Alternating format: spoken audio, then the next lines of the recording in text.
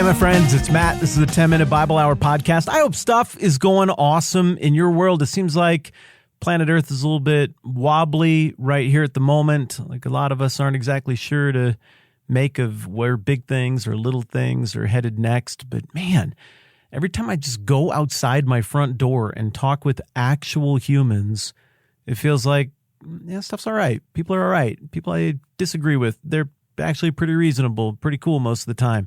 People I agree with, they're actually pretty reasonable, pretty cool most of the time. Hopefully I am pretty reasonable, fairly cool most of the time. There's just been a lot of incidents here in the last few days when I'm reading the news and looking on the internet where I'm like, oh man, the wheels are coming off the world. And then there's a lot of incidents the last few days where I stop and I go outside and I breathe air and I spend time with actual humans, and I feel like, man, there's a lot of beautiful things and a lot of beautiful blessings from God in the world as well. It's been an interesting contrast. I had one of those contrasts yesterday. I was watching the Broncos play football on a Sunday afternoon. And around here in the Black Hills, as I'm recording this, we're right into the end of the golden season. We had bright gold on all the trees for a few weeks, and it's beautiful. And then those of you who live in a climate like mine, you know how this works. You get one big windy day or some rain or a little bit of snow, and all the leaves come off all in one day, and it goes from magical golden fall colors to, oh, now it looks more like Thanksgiving just overnight, and that's what happened. And so this year, for whatever reason, the wind blew the right way, and all the leaves went into our yard. And my son decides that he's going to tap out on football for a while. I mean, the Broncos lose a lot. I get why my kids don't like to watch it. And so he goes outside and he grabs this new leaf blower. I bought a crazy high-powered leaf blower this year. And he wanted to go out and goof around. And he blows the leaves from the whole yard into this big giant pile. And then at halftime, he's like, Dad, come out and watch the thing. So I go out there, and he wanted me to film him jumping in slow motion into the leaf pile. I go out there, and there's this nice fall crisp in the air, and the sun is starting to go down, and everything is perfect amber, auburn, gold. I mean, it's just magnificent. It looks like a drug commercial on TV or something, like, with Inquisidex, you can get back to doing the things you love. Like watching kids jump in leaves in a perfect idyllic fall setting. Yes, things like that. It had exactly that kind of feel. And so we get the camera set up and he jumps in the leaves, and it's pretty cool and everything. And every time I go back in, he stacks up the leaves, and he's got some new way he's going to jump into the leaves. He brings over a little tiny stool. He's like, Dad, I'm going to jump off the stool now. Okay, buddy, let's do it. I'm going to film that thing. And finally, after 4 or 5 rounds of this, I go out, and he's got a ladder set up. And he's like, Dad, I'm just going to get to the top of the ladder. I'm just going to fall off of it. It's going to look so cool in slow motion. And I had been cool with everything right up till that point because I knew it wasn't going to kill him. But I looked at the ladder and the height of that and the relative density of that pile of leaves, and I thought, nah, I think we're going to skip the ladder thing, pal. That's just a little too much. And clearly what I'm doing there is something you all do as well, which is, I got my limits. I'm cool with risks and stuff seeming crazy and out of control. It's fun. That's living. I want to parent that way. But at some point, I also want my family name to carry forward into the future. And that young man is the lone bearer of that family name. And also, look, it's going to be a little squishy hearted here and just tell you the truth. I also am really fond of him. Just terribly proud of him, super love him.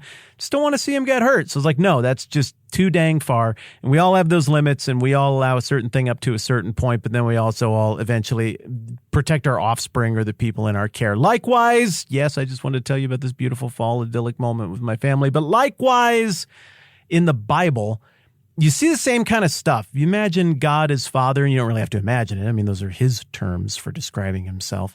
And you imagine the people of Israel, the Jewish people, as his children. You don't really have to imagine that. He characterizes them as his chosen people.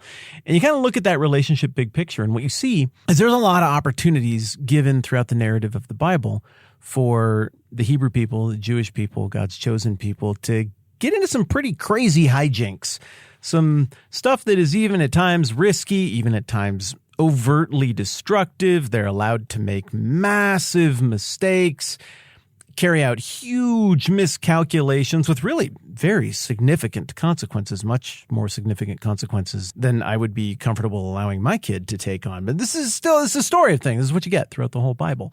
But what you notice is that throughout the whole story, God's got his limit. He's got his metaphorical ladder where he's like, oh, no, that's just too much. And now I'm going to step in and intervene, and we're going to stop that. It occurs to me, this is another one of those Bible illustrations where I get to be God or Jesus. I need more where I'm the idiot, because it sounds a little narcissistic. I think you know what I mean. I think you know what I'm driving at. And so it looks like the boundary marker is so often that God just isn't going to let his people see complete ruin. He is not going to let this family line descended from Abraham, to whom he made certain promises that deliverance would come through the line of Abraham, that this Redeemer who's going to set everything straight was going to come through the line of Abraham. He's not going to let the line of Abraham perish. And there are several times when the descendants of Abraham kind of get up on the ladder and they start behaving in ways that could bring an end to this lineage through which the redemptive plan and the Messiah is going to happen. And some of the incidents are absolutely bonkers. In Genesis 38, one of the descendants of Abraham, a guy named Judah, for whom the biblical tribe of Judah is named, he has got some weird issue with his family. He's got some sons, but they're not producing an heir, and some of it is kind of out of stubbornness. And one of the sons is married to a lady named Tamar, and then that son dies, and so it kind of falls in the Iron Age, super ancient world. It kind of falls to the next brother to make sure to provide an heir. So, it's weird. Hey, it is what it is. Different times. I'm not for that system at this point in history, but that's what it was, I guess. And he doesn't want to do it. And so I always talk myself into these corners when we hang out together. What's the euphemism for this? He is willing to go part way toward fulfilling that brotherly obligation, but he bails out on that so as to prevent an heir from occurring. That was terrible. I don't know. You all are smart. You get it. And he famously dies. This guy's name is Onan. He just dies right there in Genesis 38. And you don't get it really even spelled out in the text, other than it's like, hey, he did evil in the eyes of the Lord. You're supposed to do the thing. We need this. There has to be an offspring here.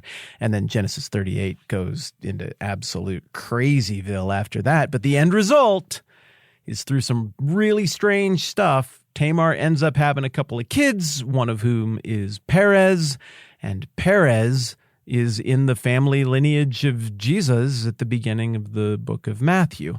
And can you see what I'm doing here? We're getting back toward Esther. I know we're talking about Esther right now, and we're at that part where something really big is happening in Esther, and it's going to fit into this category of things that happen in the Bible where the whole redemptive plan gets up on top of the metaphorical ladder and is about to jump to its demise, and God steps in through different means to prevent that. That's what we're doing, if I didn't already make that clear enough. Other examples. How about the Exodus, right? God's chosen people are in a way you could call it, they're in their first exile, right? They're in Egypt, and comes time to be done with that, and God miraculously demonstrates that he is real and that it's time for the Hebrew people to go and have their own land and all of that business.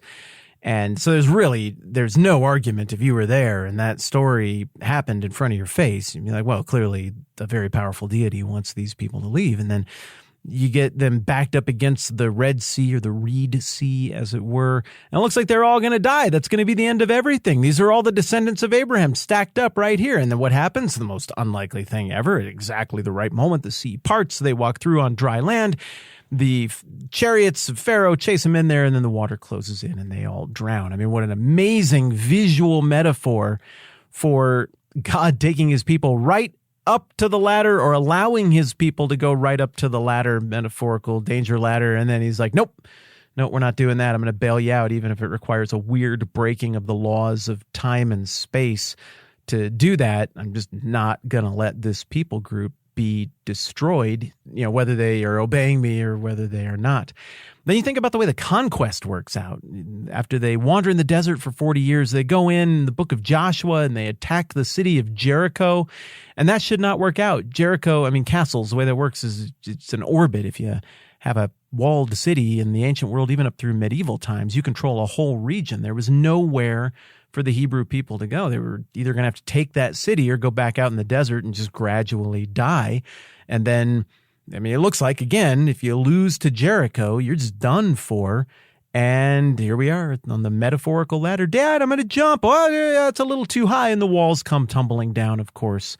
Then the story of Jericho and the conquest as a success. And really, we could do this all day. If you flip over to Matthew and you look at the opening genealogy here, there's just story after story that comes to mind. I mean, Abraham was the father of Isaac. That's the first one. Well, there's a pretty dramatic right on top of the metaphorical ladder.